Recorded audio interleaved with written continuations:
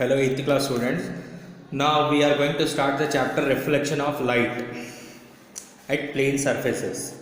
So light, actually this chapter is very big and plays an important role because the continuation of this chapter will be there in the 9th class and again in the 10th class. But in 8th class you have very basic knowledge of this particular chapter. So I am going to cover up the chapter on the whole, like you will get the knowledge of 9th and 10th as well. Those topics also we will be discussing in this particular chapter, but we will not be going at a stretch.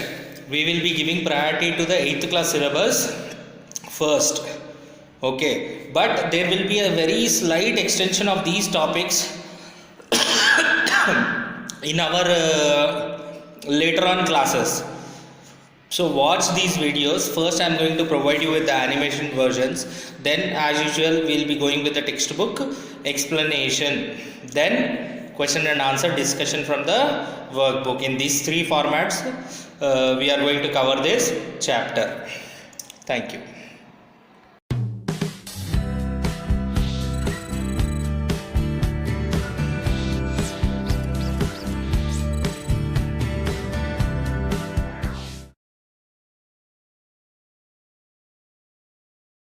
I want to go out, but it's so hot today.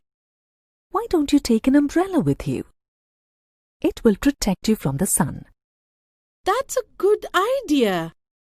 Susan, do you know how an umbrella helps you to protect against the hot sunlight on a sunny day like this? Well, it blocks the sun's rays from reaching me. How come the rays don't bend around the umbrella to reach you? Not sure. Light can't bend around objects. Light always travels in a straight line. The direction of light can only be changed through reflection. Want to find out more? Stay with us. In this lesson, you will learn about the reflection of light from plane mirrors. At the end of this lesson, you will be able to demonstrate that the path of light is always a straight line, explain reflection of light from plane mirrors, and identify the characteristics of an image formed by a plane mirror. Let me show you some common examples that prove light travels in straight lines. Here, I'll switch on a torch. See? The light goes in a straight path to incident on the wall. It does not bend anywhere. Hey, it's suddenly become nice and cloudy. Looks like it will rain. Yes. Notice how the sun's rays are filtering through the clouds. You can clearly see the light in straight lines here. Oh, yes, you're right. I can clearly distinguish the straight lines of light. Can you think of any instances where you noticed light traveling in straight lines? How about the red beam of light emitted by the laser toy gun my little brother plays with? That's a good example. Hey, what's this, Miss Sunshine? What happened, Susan? You had said that light travels in straight lines. Then, how is this beam of light coming back from the mirror?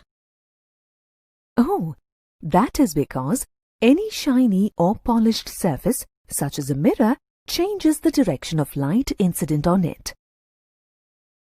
Remember I told you the direction of light could be changed by reflecting it?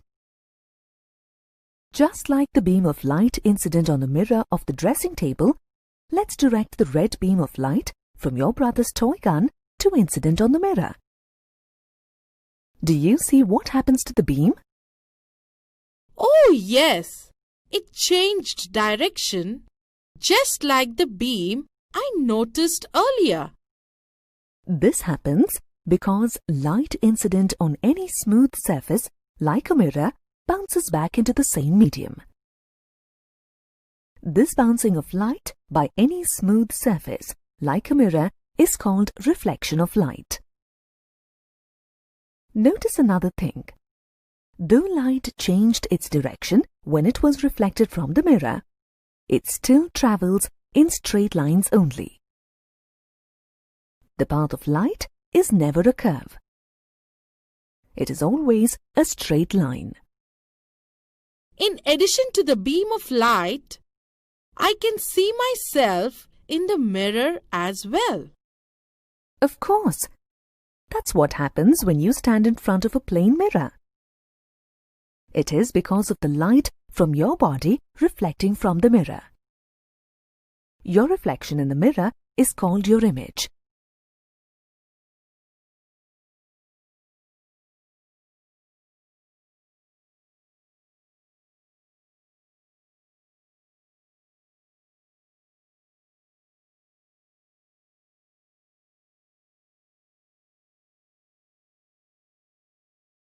So, the mirror will reflect an image of anything that is placed in front of it? Rather than telling you, let me show you. Let's get that vase from the table there. Now, we'll place this plain mirror vertically on the table. Place the vase in front of the mirror, please. Can you see the vase in the mirror? Yes. That's the image of the vase in the mirror. Thus, in general, the impression of an object carried over and formed by light in a mirror is called the image of the object. In this case, the real vase in front of the mirror is the object. My image seems to be becoming smaller as I move away from the mirror. That's natural. As your distance from the mirror increases, the distance of the image from the mirror also increases. Really? Well, it can be proven easily. Let us place a scale perpendicular to the plane of the mirror on the table.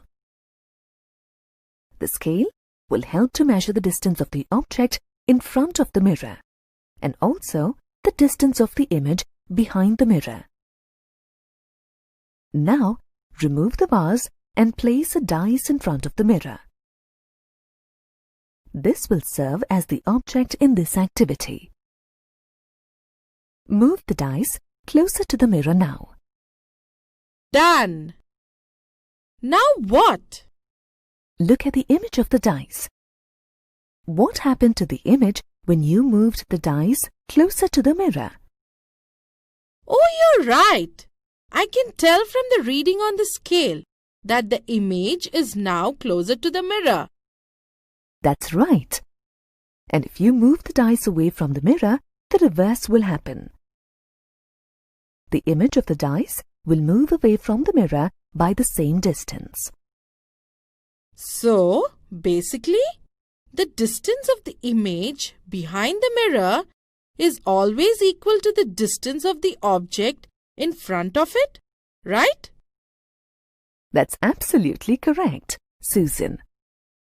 So, if you are standing at a distance of 1 meter in front of the mirror, then your image will be behind the mirror, at a distance of 1 meter from it. Wow! So my image is at a distance of 2 meters from me when I'm just a meter in front of the mirror? Right. Smart thinking. Did you know? The fact that images in a mirror are located at the same distance behind the mirror as the object in front of it is widely used in architecture and interior decoration to make rooms appear bigger and brighter. When a mirror is placed along a wall, the room gets reflected in it. As the image is located behind the mirror at a certain distance, the room appears to be nearly twice its real size. Moreover, placing mirrors near lights, chandeliers, and table lamps helps to reflect the light over a larger area and make the surroundings appear brighter.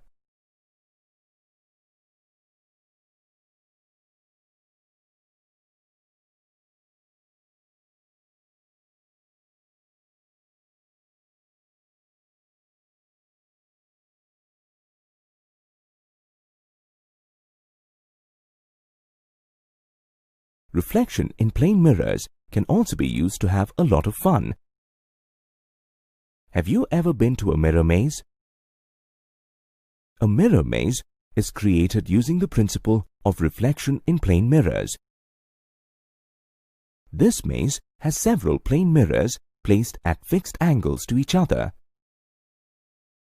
Whenever a person enters the mirror maze, he sees several images of himself and several passages in front of him.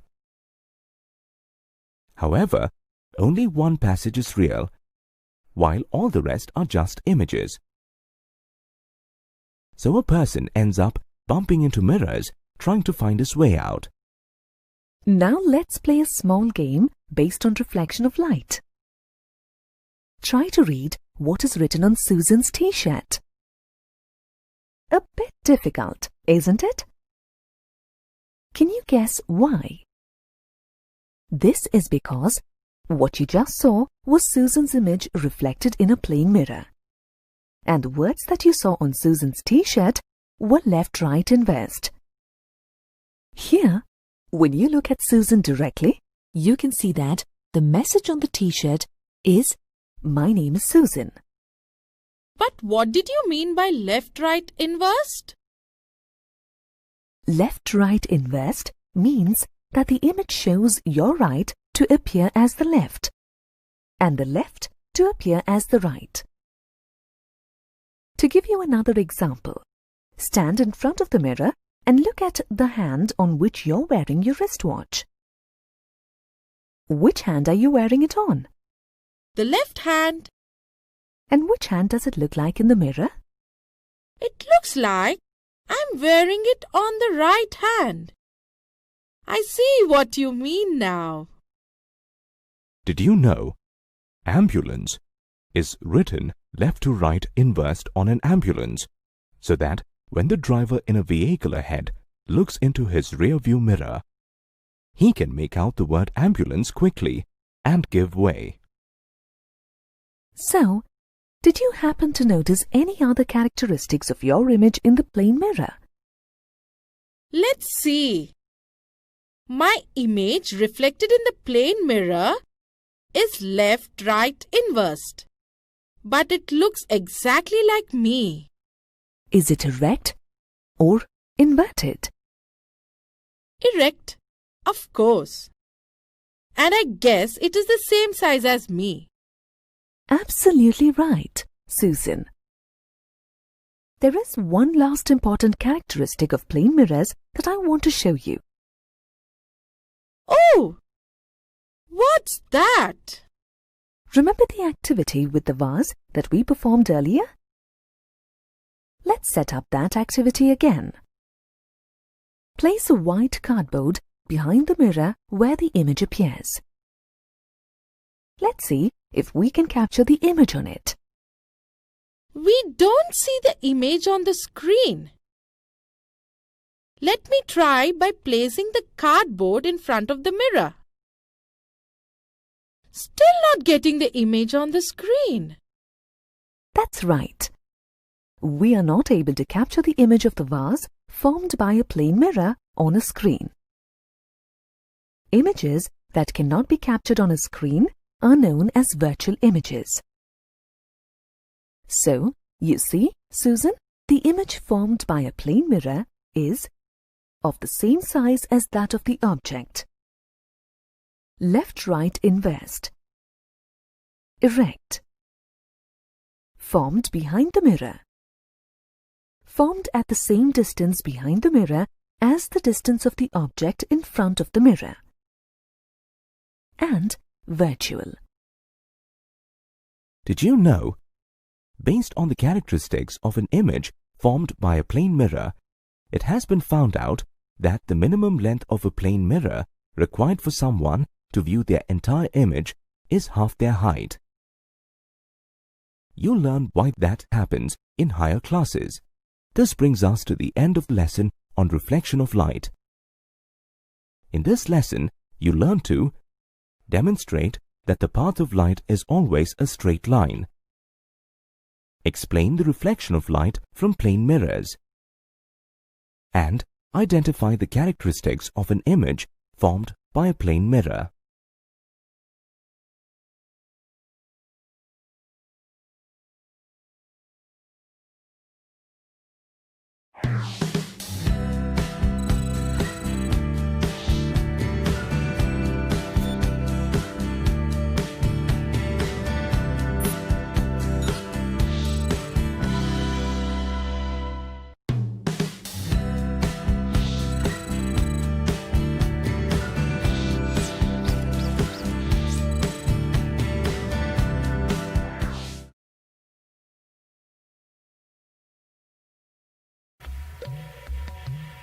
It's so dark. I can't see anything. Here you go. Why do you think Tina couldn't see anything in the dark, even with her eyes open? Clearly, just the eyes are not enough to see. We can see only when light emitted by or reflected from an object enters our eyes. In this lesson, you will learn about reflection of light in plane mirrors and multiple reflections. At the end of this lesson, you will be able to identify the laws of reflection, identify the characteristics of images formed in plane mirrors, differentiate between diffused and regular reflection, explain how reflected light can be reflected again, and demonstrate that sunlight is formed of several colors. Hey, Tina, look here. Ouch! What are you doing? Stop that! James has figured out a way to direct sun rays towards Tina and is having fun teasing her. Hey James, Tina, Hey, I see you're having a good time. yeah, this mirror game is cool. Sure it is. However, do you know that this game uses the phenomenon reflection of light? Well, I can definitely see he's using sunlight to tease me. So, what exactly is reflection of light? The bouncing back of light incident on an object into the same medium through which it is incident on the object is called reflection of light. Bouncing back of light? Sounds confusing? Well, let me start from the basics. You are aware that light travels in straight lines, right? Yes, we learned that in school.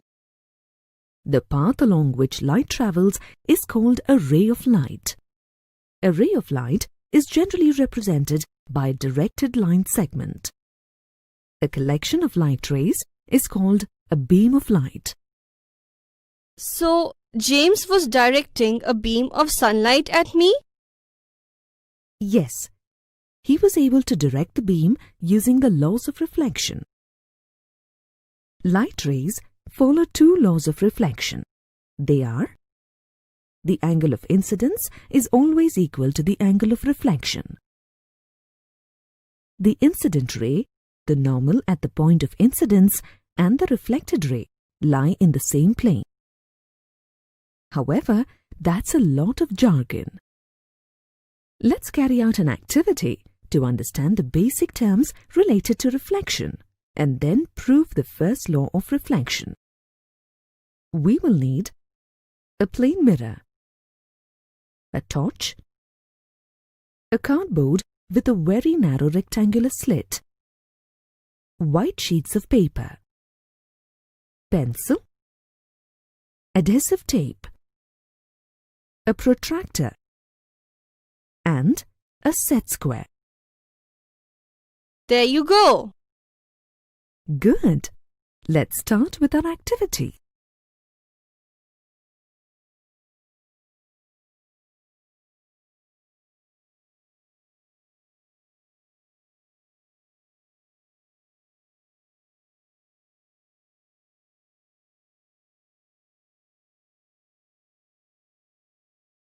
First, we fix the white sheet of paper on a table with the adhesive tape, so that a portion of the paper protrudes outside the table. We fix the cardboard on this sheet of paper.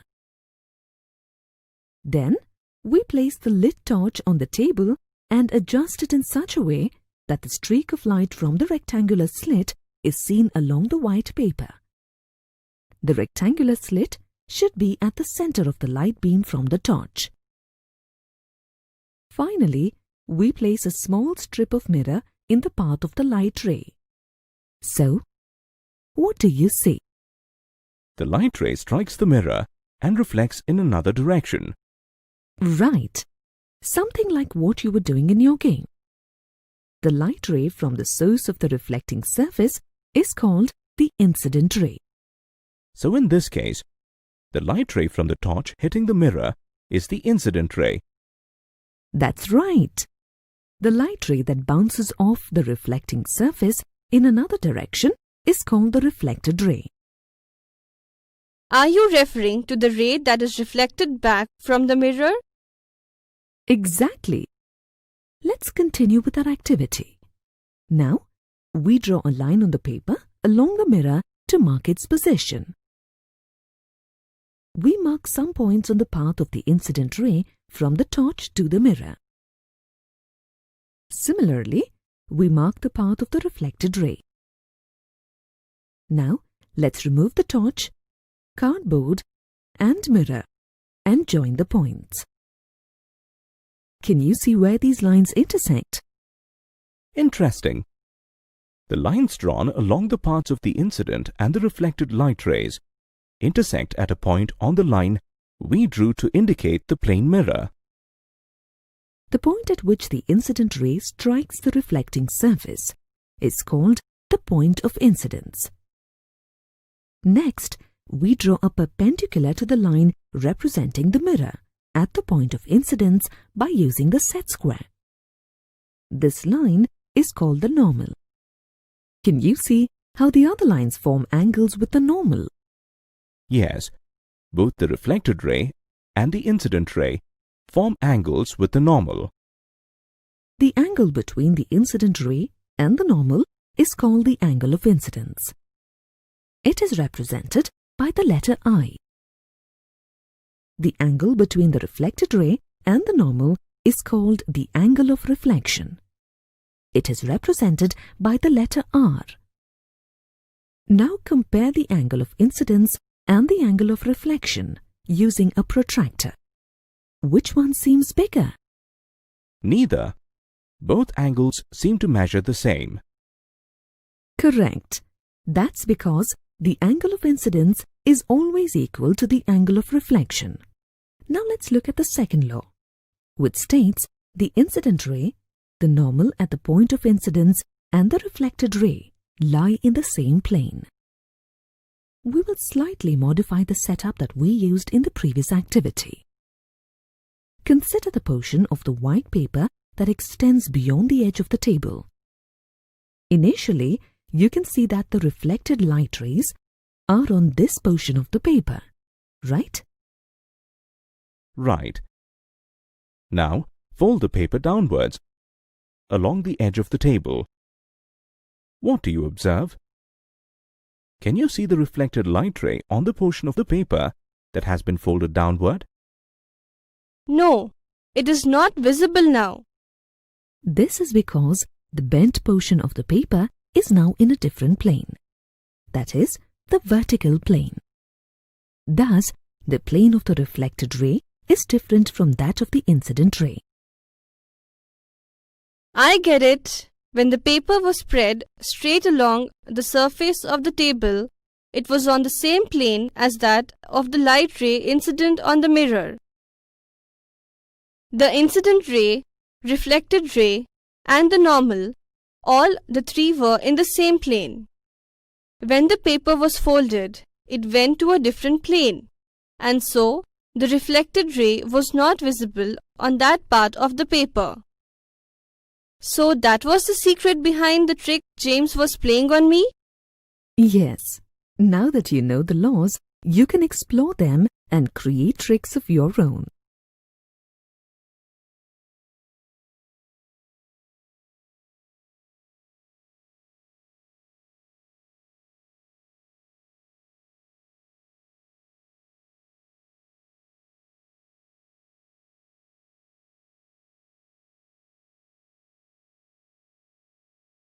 Tina is getting ready to go out. Hey, Tina, all set to go? Yes, James and I need to decide on a project on reflection in plane mirrors. We have a lot of reading up to do. Well, try observing your own image to begin with. What do you mean? When you look into the mirror, is your image erect or upside down? Erect, of course. How about the size of your image? Looks the same size as me. Also, at the same distance from the mirror. Yes, that's right. You could depict these properties of images in your science project. I'll give you an example. Let's take the letter R and see how its image is formed in a plane mirror. Place the letter in front of a mirror. We can treat this as an object. We know that light from objects reflects from the mirror. Consider a point X on top of the object and a point Y at the bottom of the object. Let MN represent the surface of the mirror. From point X on the object, consider a light ray incident on the mirror at point A. According to the laws of reflection, the angle of incidence is always equal to the angle of reflection. Observe the angle of the incident ray as it reflects and travels to the eye of the observer. From the same point X on the object, another light ray is incident on the mirror at point B, and the reflected ray travels to the eye. The two reflected rays from A and B are divergent. When extended behind the mirror, these rays meet at X dash. Thus, the image of the point X on the object is formed at X dash. Consider one more point Y on the object. A light ray from Y on the object is incident on the mirror at C, and the reflected ray travels to the eye. Similarly, another ray from Y on the object is incident on the mirror at D and is reflected to travel to the eye. Like the two reflected rays from A and B, the two reflected rays from C and D are divergent too, and when extended behind the mirror, meet at Y dash. Thus, Y dash is the image of point Y on the object. That's a lot of rays. Yes, it takes a large number of light rays to form a reflection of an object. So, as you can see, rays from all points on an object are incident on the mirror and reflected in different directions. That is, the reflected rays are divergent. So, how do they form an image? All these divergent rays are extended behind the mirror to form a complete image of the object. So, the image is formed behind the mirror? Yes. That's why images formed by a plane mirror cannot be obtained on a screen. Now let me show you another interesting thing about images in plane mirrors. Raise your right hand. Okay, sure. What does the mirror show you? Which hand is raised? Oh, I see what you mean. In the mirror, it looks like the left hand. Now, observe the image of the letter R formed during the activity. Same thing, the left side appears to be on the right, and the right side appears to be on the left. That is because of the phenomenon of lateral inversion. The image of an object that you see in a plane mirror is laterally inverted. Hey, I can see my image in the window pane too. Yes, The laws of reflection apply to all surfaces. But then, why can't I see my reflection on other surfaces, like a wall, for instance? That's because light rays incident on surfaces like a wall are parallel, but the reflected rays are not. This happens because the surface of the wall is irregular. The reflection from such irregular surfaces is called irregular or diffused reflection. The reflection from a very smooth surface, like that of a plane mirror or a plane glass, is called regular reflection. In regular reflection, a set of incident rays parallel to each other is reflected from a very smooth surface as another set of parallel rays. Are you saying that images are not formed on irregular surfaces? That's correct. Images are formed due to regular reflections. Therefore, you are able to see your image in the window pane and the mirror, but not on the wall.